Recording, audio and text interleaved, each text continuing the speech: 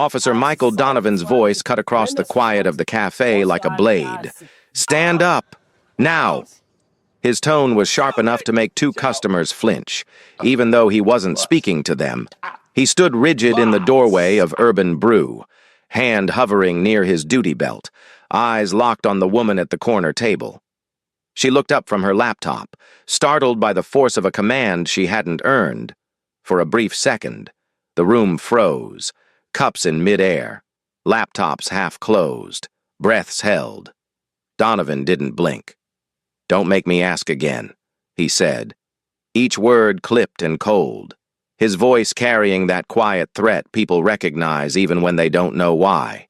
It was the kind of opening move that shifted the air in the room, turning an ordinary spring morning into something weighted and unpredictable. Before diving into this story, where are you watching from today?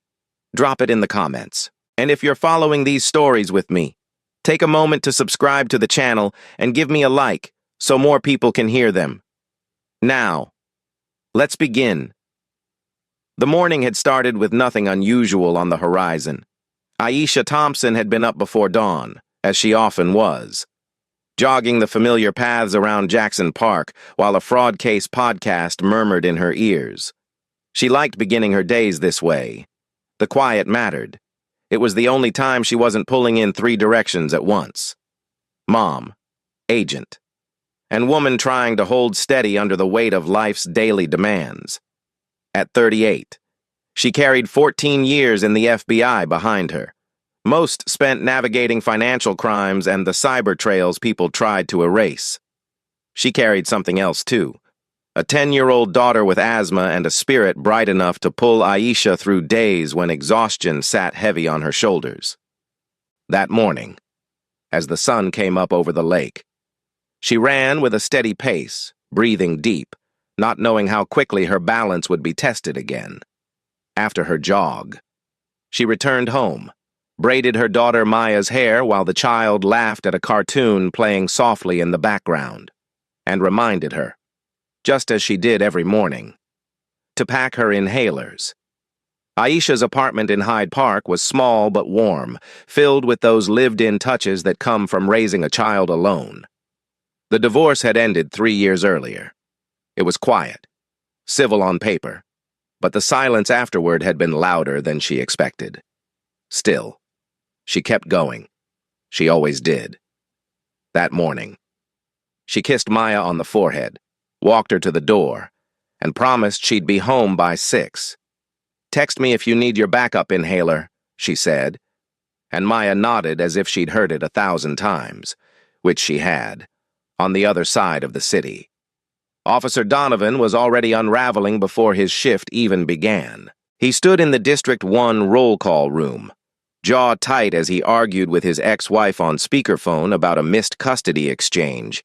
He had been through 10 years on the force, and the job had left its marks. Anger that brewed quietly, moments he couldn't shake.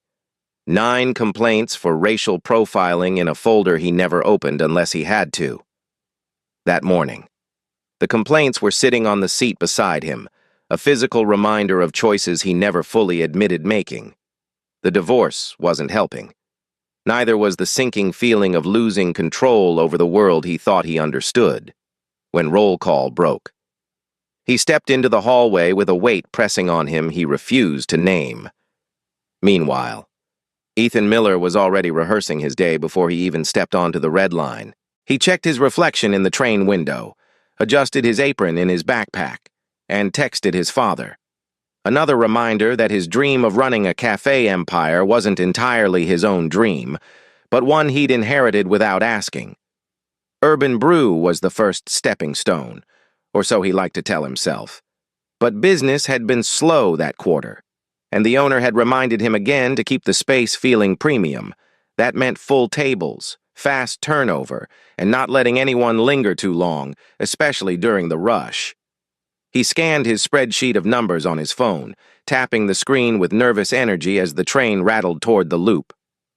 By 8:12 a.m., the city was in its usual spring rhythm, joggers peeling off jackets, commuters with coffees in hand, bikes weaving through traffic.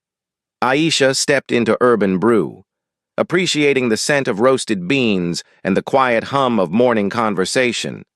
She ordered a cappuccino, picked the corner table she always preferred, and opened her laptop to review notes for the bank fraud case she was supposed to discuss with a colleague. She FaceTimed Maya quickly, her daughter still getting settled in at school. "I'll be home by 6, Aisha reminded her again. "Don't forget your puffers." Maya grinned. "I won't. Love you, Mom." It was the last calm moment Aisha would have before everything shifted. Ethan noticed her about 15 minutes later. One customer had already complained about the table she was using. Aisha was the only black customer sitting alone in a mostly white room, and Ethan felt the familiar pressure. "Don't let the space feel crowded. Keep the high-paying regulars happy." He walked over, asked if she needed anything else. She responded politely, told him she was waiting for someone. Ethan nodded but didn't retreat easily from the tension coiling inside him. He stepped into the back, dialed the non-emergency line, and said the words that would ripple far beyond what he expected. "Customer lingering. Hasn't reordered, making some guests uncomfortable." Donovan responded, driving toward the cafe. His mind drifted back to his childhood on the far edge of the city, where he'd been taught, quietly, subtly, and always without question, that certain people didn't belong in certain places. The call felt familiar. Too familiar. He could feel his pulse tighten as he parked outside Urban Brew, stepped out of the patrol car, and saw her through the window. Aisha, typing calmly, unaware that her morning was about to be torn apart. Inside, Jamal Carter, the youngest barista on staff, overheard Miller's call and felt something knot in his stomach. He didn't like the way Ethan said customer. He didn't like the tone. Jamal reached for his phone, opened the camera, and hit record before Donovan even opened the door. He didn't know exactly why he was doing it, only that something didn't feel right. And he'd learned from experience that moments like this needed witnesses. And then Donovan stepped inside. His eyes swept the room, narrowed, and settled on Aisha. His hand hovered near his belt as if the woman with the laptop were a threat. That's when he barked his first command, loud, sharp, out of proportion to the moment. Aisha froze. Jamal kept recording, and the quiet morning at Urban Brew split open. Miller had been moving through the cafe with the same rehearsed rhythm he used every morning, but his eyes kept drifting back to the corner where Aisha sat alone. 15 minutes wasn't long in a coffee shop, but he felt the impatience of the room pressing against him. Mrs. Lang, one of the earliest regulars and one of the most vocal, leaned toward the counter and whispered just loud enough for him to hear. "She's hogging that two-top again, and she hasn't ordered anything in ages." She said it with the tone of someone who believed her opinion should shape policy. Miller gave a thin smile, nodding because he lacked the courage to challenge her, ever since the owner had reminded him to protect the premium environment. He'd developed an instinctive flinch whenever certain customers complained. He looked at Aisha again. The atmosphere around her was calm, deliberate, focused. She was working, not causing any trouble. And yet the expectation hung in the air like a rule he never actually read, but followed anyway. He hesitated before approaching her. His hands tightened around a damp towel he'd been using to wipe the counter. He rehearsed a polite tone, the kind that carried a hint of suggestion without sounding like pressure. When he finally walked over, he forced a smile. "Hey there," he said softly. "Just checking in. Anything else I can get you?" Aisha looked up, her face warm but a little guarded from years of knowing when someone was addressing her rather than speaking to her. "I'm waiting for a colleague," she said. "Thanks." Though nothing about her tone was unfriendly. She didn't appear irritated or defensive. She simply answered the question. That should have been the end of it. But Miller walked away feeling a tightness in his stomach he couldn't quite explain. He reminded himself that coffee shops were about turnover, about efficiency, about keeping the regulars happy.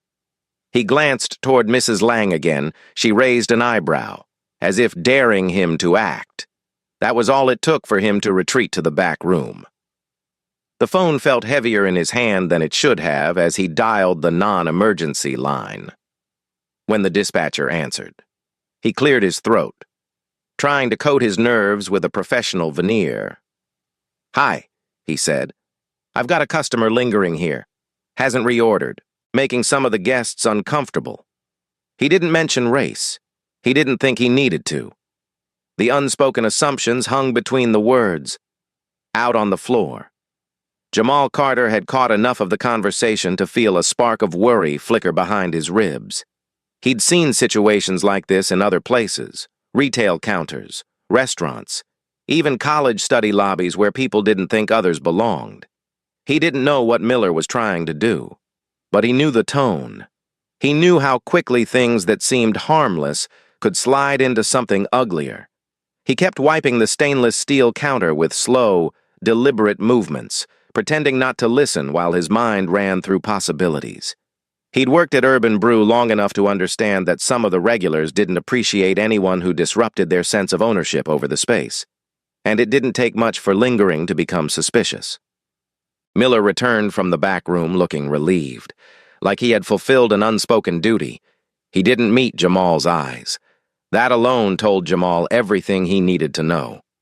He discreetly reached into his apron, pulled out his phone, and unlocked it under the counter.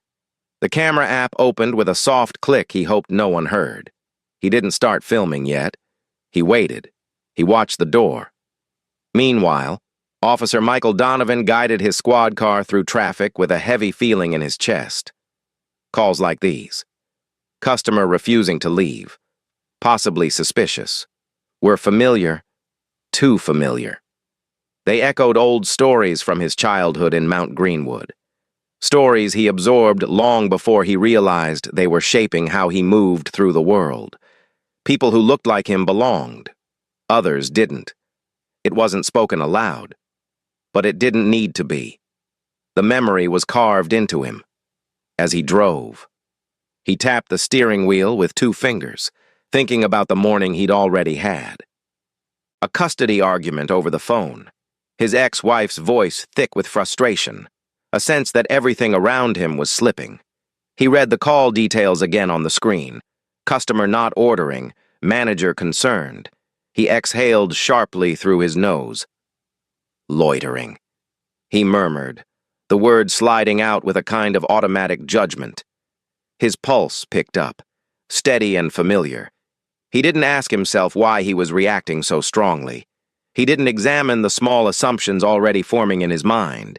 He simply responded the way he always had. Inside Urban Brew. The room hummed with the soft sounds of morning activity, the low murmur of conversation, the tapping of keyboards, the soft hiss of the espresso machine. Aisha remained in her corner, typing with quiet focus as she reviewed bank statements and flagged transaction patterns. The cappuccino she'd ordered earlier sat half-finished beside her. She didn't think about the customers around her. She didn't feel the weight of eyes. She had work to do and a schedule to keep before picking up Maya after school. For her. The morning was still ordinary. Jamal's posture shifted the moment he saw the patrol car pull into the loading zone through the window. Donovan stepped out with a posture that gave Jamal a chill. Chest forward, jaw set, eyes already narrowed. Jamal's thumb hovered over the red record button. Something about the officer's stride told him it was time. He pressed the button. Miller stiffened as Donovan walked in. This was the part he hadn't fully considered. The confrontation. The potential for escalation. He had expected a calm conversation, a quick request for the woman to leave, a quiet conclusion that wouldn't disturb the other guests. But Donovan wasn't calm. His steps were purposeful. His eyes were already fixed on Aisha, as if he'd decided the problem before assessing the situation. He scanned the room quickly, then zeroed in on her. The only solo black customer in a shop full of white collars. The only person sitting without a fresh drink. The only person who fit the picture he'd drawn in his mind before he even stepped inside. He didn't approach with caution or courtesy. He approached with certainty. This was the first crack in a morning that had, just moments earlier, been held together by nothing more than assumptions and quiet pressure. Aisha didn't look up right away. She didn't realize the weight of what was coming. Her life was anchored in routine and responsibility, not conflict. She had no reason to expect anything different. But the air shifted the moment Donovan's shadow fell across her table. Long before he said a single word, Jamal tightened his grip on the phone. Miller swallowed hard. The room leaned into a tension it didn't yet understand. And Donovan, shaped by years of unchallenged instincts, prepared to turn a simple morning into something none of them could walk away from unchanged. Donovan stepped farther into the cafe with a presence that felt heavier than the space could hold. And even before he spoke, the entire room seemed to bend toward him. His boots hit the polished floor with sharp, echoing taps that cut through the gentle hum of morning traffic filtering through the windows. He scanned the room once, briefly, then locked his gaze on Aisha as if the rest of the customers were no more than blurred shapes in a background he didn't need to acknowledge. His jaw tightened. His hand hovered near his belt, and with a voice that carried the weight of someone who had already made up his mind, he said, "Ma'am, manager wants you gone." The words weren't loud, but they hit the air with a force that jolted several people at nearby tables. Aisha looked up slowly, confusion coming before irritation, her mind still in the middle of reviewing financial statements on her laptop. "I'm sorry?" she asked, straightening a little. Donovan didn't soften. He didn't explain. He leaned forward, eyes sharp. "Up. Let's go." His tone wasn't a request. It wasn't even a warning. It was the practiced authority of a man who had given this command too many times in too many places where he shouldn't have. Jamal, phone already recording from behind the counter, took a small step closer. He knew that tone. He'd heard it used on teenagers in convenience stores, on unhoused men asked to move off public benches, on anyone who didn't fit someone's idea of belonging. Aisha blinked, steadying herself before she spoke. "Officer, I'm waiting for a colleague. I'm working," she said, keeping her voice calm, controlled. She reached into her bag, pulled out her credential case, and held it open. The gold badge glinted under the cafe's Edison bulbs. "I'm Federal, FBI, Financial Crimes Unit." Donovan barely glanced at it. "Print shop special," he said, dismissing it with a scoff and a flick of his fingers. The nearby customers shifted uncomfortably. Even they could see the hologram on the badge. Aisha's expression tightened. "It's real," she said. "You can verify if you need to." He didn't verify. He didn't ask for her name, her supervisor, her reason for being there. Instead, he took one decisive step closer, the kind that collapsed the space between a calm morning and an unnecessary escalation. "Stand up," he ordered, "now." Aisha kept her seat. She wasn't confrontational. She wasn't loud. She simply stayed where she was and repeated, "Officer, I'm not refusing to cooperate. I'm telling you who I am." Donovan's patience snapped like a thin twig. He reached for her elbow with a sudden, forceful motion. And before she could fully brace herself, he yanked her upward. Her chair scraped hard against the floor. Her laptop tilted and nearly fell. She stumbled, her foot sliding against the leg of the table, and her wrist bent sharply beneath her as she tried to regain her balance. A sharp pain shot up her arm and she gasped, hand instinctively pulling inward. "Hey!" Jamal shouted, stepping forward, phone still recording. "What are you doing?" She wasn't resisting. Miller, pale and unsettled now that the situation had leapt far beyond what he intended, hissed at him. "Jamal, quiet. Stop." But Jamal didn't stop. He kept filming. The cafe erupted in fragments of voices, gasps, whispers, someone saying, "What is he doing?" But Donovan seemed to hear none of it. His grip tightened around Aisha's forearm as he spun her toward the door. "You refuse to leave," he said, as if narrating a justification for a camera that wasn't his. "I didn't refuse anything. Aisha managed through the ache in her wrist. You didn't even give me a chance to. She didn't finish. Donovan pressed her against the nearest pillar, his hand gripping her shoulder now, with the other. He pulled out the handcuffs. The metallic click echoed through the cafe. Louder than it should have been. 2 customers rose from their seats, unsure whether to intervene or to stay silent. A woman near the window covered her mouth. A man near the door muttered, "This is insane." Aisha inhaled, sharp and pained, but she didn't cry out. She didn't panic. Years of fieldwork had taught her how to stay steady even when the moment became hostile. She looked straight ahead, her breathing controlled, her voice low but firm. "You're making a mistake," she said. Donovan ignored her, snapping the cuffs around her wrists with more force than necessary, causing her injured wrist to throb. "You should have complied," he said. "That was your chance." He grabbed her by the upper arm and marched her toward the door, her laptop still open on the table behind them, cursor blinking like a small, abandoned heartbeat. Jamal followed, filming every step. "She showed you her badge," he said. "You saw it. Everyone saw it." Donovan whipped his head toward him, eyes cold. "Step back." He barked. Jamal didn't move. He held the camera steady, heart pounding but hands remarkably still. A customer near the pastry case whispered to her friend. "Is he serious?" Another murmured. "He didn't even look at the ID." Aisha stumbled again as they reached the door, and Donovan jerked her upright. The door swung open and the morning sun hit them both, casting long, sharp shadows across the pavement. People walking by slowed, some stopped. One person pulled out a phone, then a second, a third. 7 cameras recorded the moment Donovan pushed a federal agent out of a cafe, handcuffed, injured, and humiliated, while she said nothing more than, "Officer, verify my credentials. Inside." Miller stood frozen, face drained of color. The severity of what he'd set in motion hit him all at once.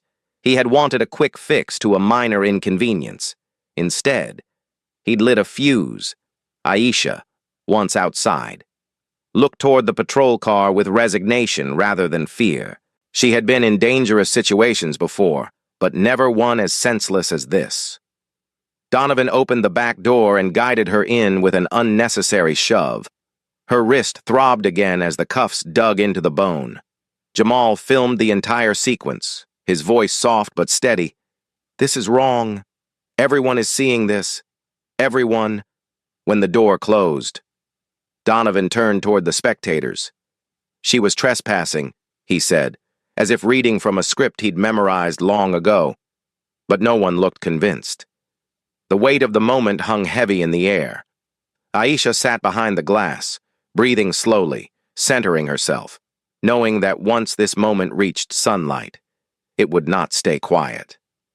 Donovan walked around the car, jaw tight, unaware that the story he thought he controlled had already slipped out of his hands the moment 7 phones captured the truth he refused to see. And behind the counter, Aisha's laptop sat open on the empty table, a silent witness to a morning that had turned into something none of them could reverse. By the time the patrol car pulled into District 1, the morning sun had risen high enough to cast sharp light across the station's concrete steps, and Aisha sat in the back seat, wrists aching, mind racing through everything she knew about wrongful arrests and all the ways they unraveled once facts met daylight. Donovan opened the door without a word, his expression stiff, almost defensive, as though the act of bringing her in were something he needed to power through before doubt could creep in. Aisha stepped out carefully, her wrist still throbbing, and held her posture with a quiet dignity she'd learned to maintain under pressure. As they entered the precinct, the desk sergeant, an older man with tired eyes and decades of experience reading trouble before it spoke, looked up from his paperwork. His gaze dropped to the cuffs on Aisha's wrists, then to the badge glinting faintly from her open credential case where it had shifted inside her jacket pocket. His face drained of color. "Donovan, what is this?" he asked, voice tight, already sensing something was terribly wrong. Donovan lifted his chin and said, "Trespassing. Refusing to leave a business after being asked." The sergeant didn't answer right away. He stood, leaned forward, and looked directly at Aisha's badge. The hologram reflected the overhead fluorescent lights with unmistakable authenticity. His voice lowered to a near whisper, the kind officers use when they realize the ground beneath them has begun to crack. "This is real," he said. "That's an FBI badge." Aisha met his eyes. "I told him that. Several times." The sergeant swallowed hard, then shot a sharp glance at Donovan. "Why didn't you verify?" Donovan stiffened, the manager said. The sergeant cut him off. "I'm not asking what the manager said. I'm asking why you didn't run the credentials." The room fell into an uncomfortable stillness, the kind that pulls at the seams of everyone inside it. Donovan shifted his weight, jaw tightening, but didn't answer. The sergeant exhaled and grabbed the phone. "Get Lieutenant Ramirez," he said to the nearest officer. "Now, within minutes." Lieutenant Lisa Ramirez walked briskly into the booking area, at 45, 20 years on the force. She carried herself with the steady confidence of someone who'd seen too many internal storms and learned to walk straight through them. She paused when she saw Aisha in cuffs. Her face tightened, not with suspicion, but with recognition of a mistake that had already gone too far. "Who is she?" Ramirez asked. "Special Agent Aisha Thompson, FBI," the sergeant replied quietly. Ramirez turned her gaze to Donovan, eyes narrowing. "And you put her in cuffs, why?" Donovan swallowed. Her badge looked fake. She refused to leave the cafe. Ramirez didn't blink. "Did you verify it?" He never finished. Ramirez raised a hand to silence him. "Bring me your body cam. Now." They stepped into the small review room, Aisha seated carefully, one hand cradling her injured wrist, while two officers unlocked the cuffs with quick, apologetic motions. The metal clicked open and fell away, leaving faint red marks around her skin. Aisha breathed out slowly, a mix of pain and frustration easing only slightly. Ramirez placed the body camera unit on the table, connected it to the monitor, and hit play. The room filled with Donovan's voice, print shop special, up, even recorded. The contempt was unmistakable. Ramirez's face hardened. She watched as Aisha calmly presented her credentials, watched as Donovan dismissed them, watched the abrupt grab, the stumble, the pain that rippled across Aisha's expression, watched him force her outside despite her clear identification. When the video ended, the room felt heavier than it had a moment before. Ramirez leaned back, silence stretching between them. Then she spoke, her tone measured and cold. "You ignored the badge. You ignored her statement. You escalated without cause. You put your hands on a federal agent." Donovan's face flushed a deep red. "Lieutenant," the call said. "I don't care what the call said," she cut in. "Your job is to assess, not assume." She turned toward the sergeant. "Suspend him. Effective immediately." The sergeant nodded. Donovan opened his mouth, but Ramirez stopped him with a sharp look. "If you say one more word without being asked, you'll be facing more than suspension." She turned toward Aisha then, her posture softening, her voice shifting from command to concern. "Agent Thompson, I am very sorry. This should never have happened." Aisha nodded once. "I appreciate that. But apology or not, this can't disappear quietly." "It won't," Ramirez said. "We'll file the internal report today, but you should also contact your agency counsel." "I will," Aisha replied. One of the younger officers stepped forward hesitantly. "Ma'am, we called the field office. They confirmed her identity in 5 minutes." Ramirez closed her eyes briefly, absorbing yet another layer of failure. 5 minutes. That was all it would have taken to prevent the humiliation, the injury, the ripple of trauma already widening around the edges of Aisha's day. Aisha stepped into the lobby, phone in hand, wrist still throbbing.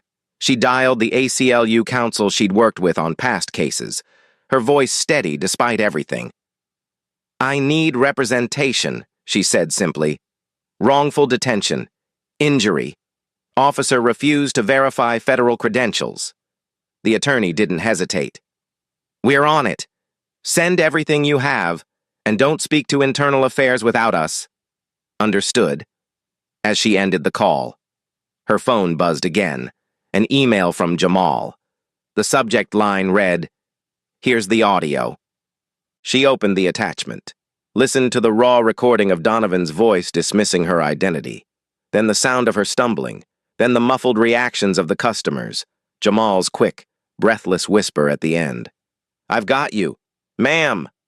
I recorded everything, made her chest tighten with gratitude. Witnesses mattered, voices mattered, and this young man had done more in a 10-second decision than Donovan had done in 10 years of training. Back in the review room, Ramirez finished typing the preliminary suspension order. The sergeant, who had spent decades watching mistakes either corrected or buried, shook his head slowly. "This one's going to explode," he said. Ramirez didn't disagree. "Good," she replied. "Maybe that's what it takes." Aisha stepped out onto the street moments later, the breeze cool against her skin. The day unchanged around her even as everything inside her shifted. She didn't tremble. She didn't second-guess. She walked with the calm resolve of someone who understood exactly what came next. The truth was out. The videos were real. And the morning that began with a cappuccino had already turned into something that would shake the city far beyond the walls of Urban Brew. By late morning, the city had already begun moving with its usual rhythm, but the first video from Urban Brew shattered that routine before lunchtime. At 11 o'clock a.m., the clip Jamal recorded, only 29 seconds long, hit TikTok, showing Donovan dismissing Aisha's badge, grabbing her arm, and forcing her outside despite the calm, measured way she identified herself.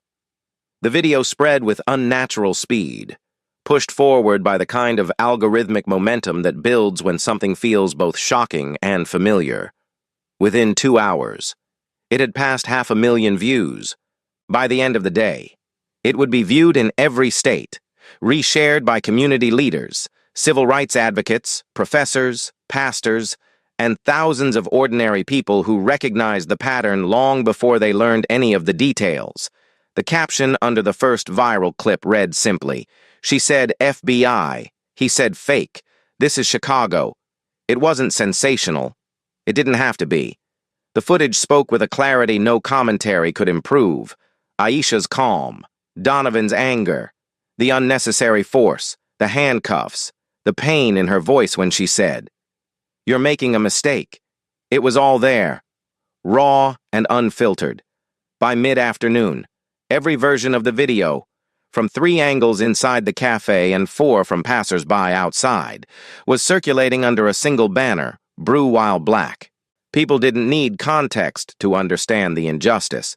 They only needed to watch 20 seconds of a woman presenting her credentials and being dismissed as though her identity were nothing more than an inconvenience.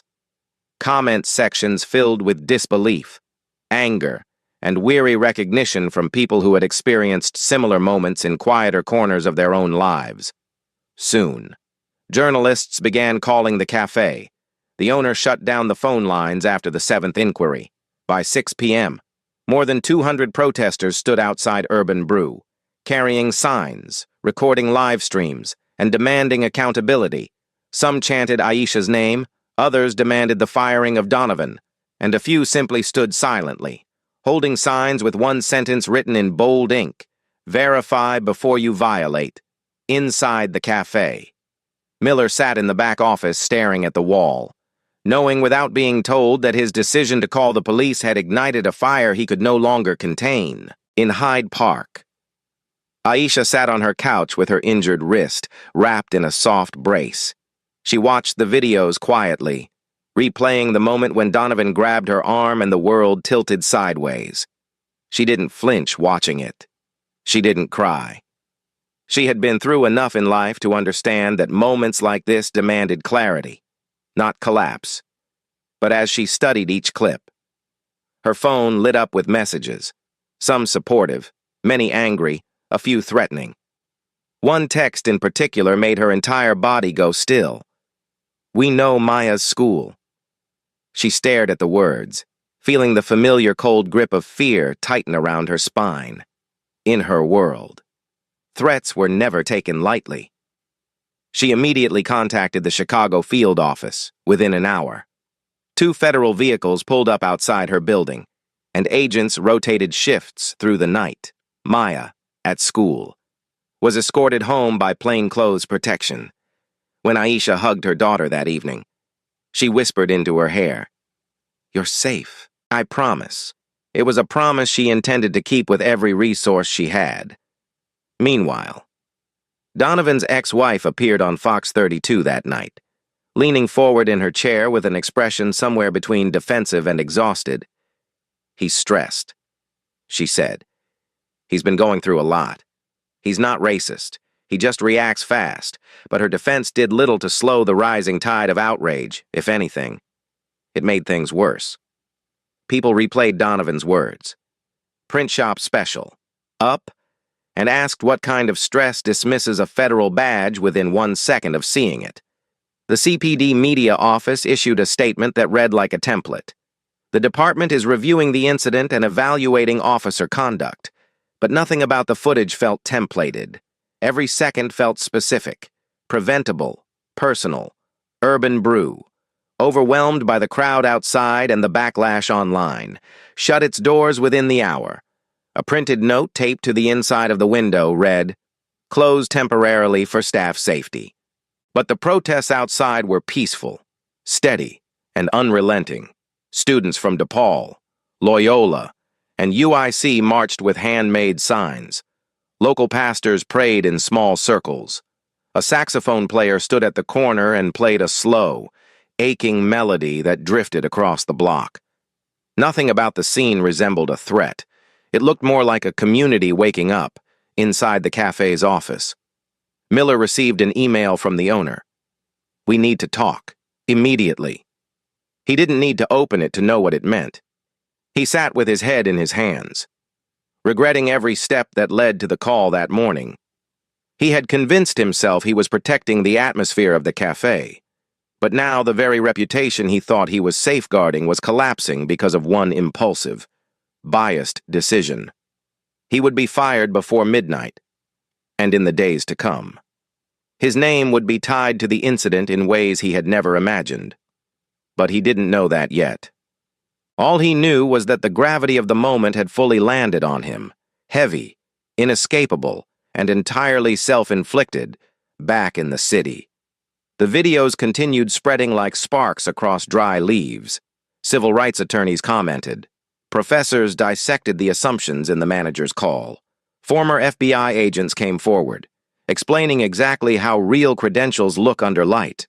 A retired judge tweeted, "None of this required more than 2 minutes of verification." People asked why Donovan ignored the hologram, why he refused to check her ID, why the manager called in the first place, why the woman who clearly belonged in the cafe was treated as if she didn't. And with each question, the city's long history with racial profiling resurfaced. By late evening, reporters camped outside the District 1 precinct, waiting for a statement. Donovan was nowhere in sight. He remained inside, suspended, sitting alone in an interview room with his body cam on the table beside him. He watched the footage of himself grabbing Aisha again and again, not because he wanted to, but because Ramirez forced him to confront the truth he had refused to see. His jaw clenched tighter each time. He didn't apologize. Not yet. He wasn't ready to face the full weight of what he had done. Urban Brew shut down for 3 days. Miller was terminated before the doors locked. The owner released a public apology, one that attempted sincerity but landed flat under the weight of consequences already unfolding. And through it all, Aisha remained quiet, grounded, focused. She met with her attorney. She documented everything. She held Maya close that night, reading her a bedtime story with a steadiness that didn't reveal the storm swirling outside. The city wasn't finished with her story. This was only the beginning. But by nightfall, one thing was already clear. The truth was out. And the firestorm wouldn't fade until accountability found every person who had helped ignite it. The lawsuit began quietly, almost clinically, with a stack of documents signed in a small conference room overlooking the river. But the war that followed stretched across 12 long months and changed more lives than anyone expected. Aisha sat at the polished oak table beside her attorney, her injured wrist now healed, her expression calm but resolute as she approved the final language. Thompson v. City of Chicago, Chicago Police Department, Officer Michael Donovan, Urban Brew LLC, and Ethan Miller. She didn't file it out of anger. She filed it because the truth needed teeth, because what happened at Urban Brew wasn't an isolated moment. It was part of a pattern she recognized from years of studying systemic failure, and because Maya deserved to grow up in a world where her mother's badge meant something to the people sworn to uphold the law. Once the filing hit the federal docket, the city moved from defensive silence to controlled panic. Emails circulated between CPD leadership, the mayor's office, and Urban Brew's legal team as they tried to understand just how much evidence existed. They soon learned it was more than enough to strip every denial bare. 7 videos formed the core of the case. Each angle showed something different. Aisha's calm, Donovan's escalating aggression, the moment her wrist bent under pressure, the dismissal of her badge. In one clip, the hologram on her credentials glinted so clearly that even a layperson could see the authenticity. Jamal's audio recording added a layer that no video alone could capture. Donovan's tone, sharp and dismissive, followed by the quiet shock of customers witnessing a line they didn't expect to see crossed. Then came Donovan's internal file, 9 complaints for racial profiling, 4 sustained, all brushed aside with minimal discipline. They surfaced during discovery, and each page eroded CPD's argument that this was a misunderstanding. Meanwhile, Urban Brew's internal communications revealed emails from management instructing staff to keep the cafe's ambience consistent with premium clientele. A phrase that sounded sterile on paper but resonated in painful clarity once matched with what happened to Aisha that morning. One email from Miller to his supervisor read, "We need to keep certain customers from lingering. They affect flow and vibe," his supervisor replied. "Use your judgment. Maintain the brand." Those 2 sentences became the axis around which Aisha's attorneys rotated an entire argument about implicit bias masked as customer service. In early summer, the city's attorneys attempted their first counter-strategy: imply confusion, not intent.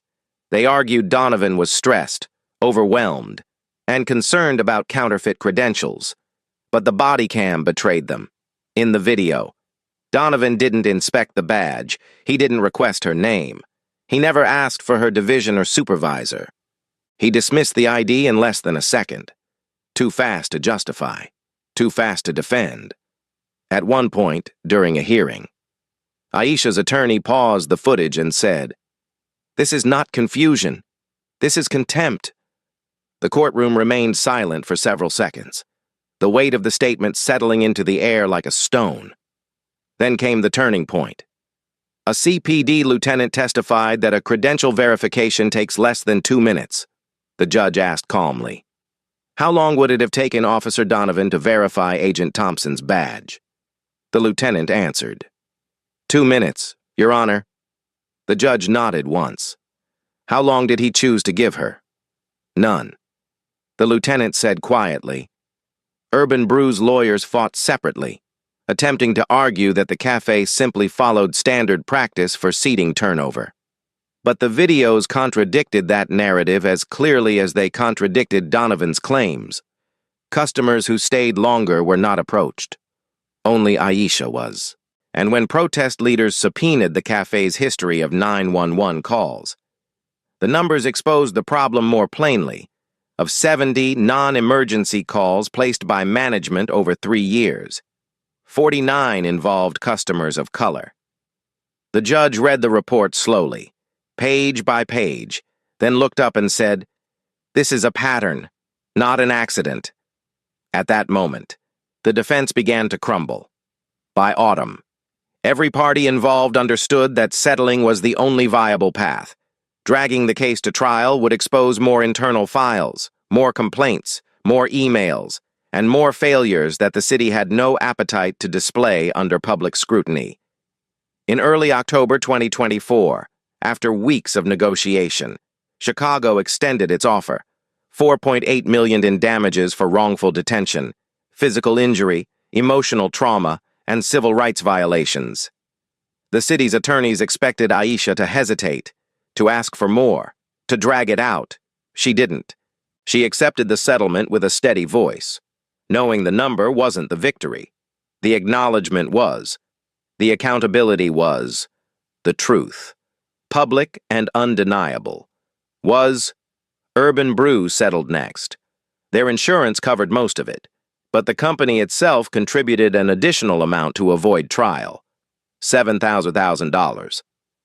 Miller, named personally in the suit, was held liable for $5,000. He sold his Audi and dipped into his savings. His parents, once convinced their son was on track to build a coffee chain, watched him dismantle the life he'd been so confident in. He completed mandatory anti-bias training through the NAACP, sitting quietly in the back of the room, listening to stories he should have heard long before the morning he dialed the non-emergency line. His path forward would be long, uneven, and shaped by a mistake he could never fully undo. Donovan tried to fight his termination. He filed a wrongful dismissal claim, insisting he had followed protocol. But his own body cam dismantled his argument. The judge dismissed his suit. He was ordered to pay $12,000 in legal fees. His pension was gone. His career, 10 years of service, however flawed, was finished. He began working part-time security shifts at a suburban strip mall, his badge replaced by a laminated ID and a reflective vest. The fall was steep, and he felt it every day. Meanwhile, Aisha continued working at the FBI. Her reputation strengthened rather than shaken.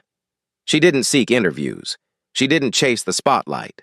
She focused on the life she had built for Maya: the apartment in Hyde Park, the quiet evenings, the routine that meant more now than ever. But people began recognizing her in grocery stores and gas stations. Some thanked her, some apologized for what she'd endured. She accepted every word with quiet grace. The legal war hadn't been about vengeance. It had been about truth. And when the settlements were finalized, the city understood what Aisha had known from the start. The morning at Urban Brew was not a miscommunication. It was a reckoning waiting to happen, and the law had simply caught up to it. The 12-month battle ended not with celebration, but with clarity. And clarity, for Aisha, was enough. In the year that followed the settlement, the city moved forward on the surface, but the people at the heart of the incident carried its weight in very different ways. For Donovan, the fall was not a single moment, but a slow and unrelenting unraveling. After his termination became final in June 2024, he packed up the contents of his locker: an old photo of him and his ex-wife at Navy Pier, a tarnished commendation pin, a half-used bottle of ibuprofen, and walked out of District 1 without a farewell from anyone he once called colleagues. The suspension had already isolated him. The lawsuit sealed his fate. The pension he had counted on for stability evaporated. For months, he drifted between job applications and sleepless nights, convincing himself the world had overreacted. But each rejection chipped away at the certainty he once held. Eventually, he accepted a position as a mall security guard at a suburban shopping center for $45,000 a year, a far cry from the authority, structure, and status he once wielded. The reflective vest itched. The flashlight felt like a toy compared to his old service weapon. He watched teenagers skateboard past him without fear, without deference, and something inside him sagged. His depression deepened quietly, without fanfare. He joined an ex-cop support group where men sat in folding chairs in a church basement talking about mistakes they never imagined making. Some were bitter, some ashamed. Donovan rarely spoke. When he finally did, months into the meetings, his voice cracked on a single sentence. I didn't see her as a person. It was the closest thing to an apology he had ever formed aloud. Miller's path took a different shape, one marked not by authority lost, but by responsibility reckoned with. After being fired from Urban Brew and facing a $5,000 personal liability he had no way to avoid, he found himself staring at the ceiling of his small apartment for nights on end, replaying the moment he dialed the non-emergency line. He remembered the brief hesitation before he pressed call, a hesitation he ignored because he wanted the cafe to look a certain way, feel a certain way, cultivate a certain image. He realized slowly, painfully, that he had confused professionalism with prejudice and customer service with quiet exclusion. The NAACP anti-bias training he completed wasn't a box to check. It was the first time he truly listened. He heard stories of humiliation, distrust, wrongful suspicion, stories that echoed Aisha's experience and forced him to see himself in a mirror he had long avoided. By winter, he made a decision he never expected. He used the last of his savings and a loan from an uncle who believed in second chances to open a new cafe in Bronzeville. He named it Unity Brew. He hired a staff that reflected the community, 70% employees of color, several of whom had never been hired by the big loop cafes that deemed them not the right fit. He paid a living wage, offered healthcare stipends, and turned the walls into a rotating gallery of Black and Latino artists. People walked in not because they wanted a curated aesthetic, but because they felt welcome. Miller still carried guilt, but he carried it while building something better. For Aisha. The aftermath was quieter on the outside, but deeper within. She continued her work at the FBI, returning to financial cases with a sharper sense of purpose. But the incident had changed her. Not in the way trauma shatters, but in the way truth clarifies. She knew now that protecting her daughter meant more than ensuring safety. It meant shaping a world where Maya's existence wouldn't be misread as a threat or a disruption. When the settlement funds came through, Aisha didn't use them to upgrade her life. She used them to strengthen others. She donated $1 million to create Maya's Breath Fund, a program designed to support children of color who faced both asthma and the heavy emotional toll of police encounters in their communities.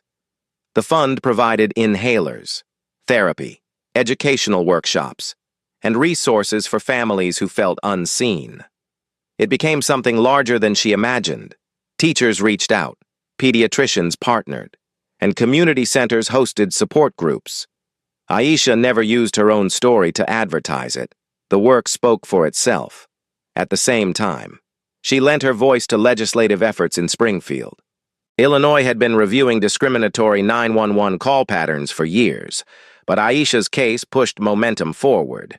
She testified calmly and precisely in front of state lawmakers, explaining how a simple call had escalated into violence and humiliation because bias had gone unchecked. In early 2025, the state passed the Anti-Bias 911 Call Act, requiring businesses to document specific reasons for calling police and imposing fines. Up to $1,000 for proven discriminatory misuse. Some criticized it, some applauded it. Aisha stayed focused on its purpose. It won't fix everything, she told a reporter, but it will slow the reflex to treat presence as suspicion, outside the public eye. Aisha's life with Maya settled into a gentle rhythm again. They cooked dinner together. They read books in the evenings, on weekends.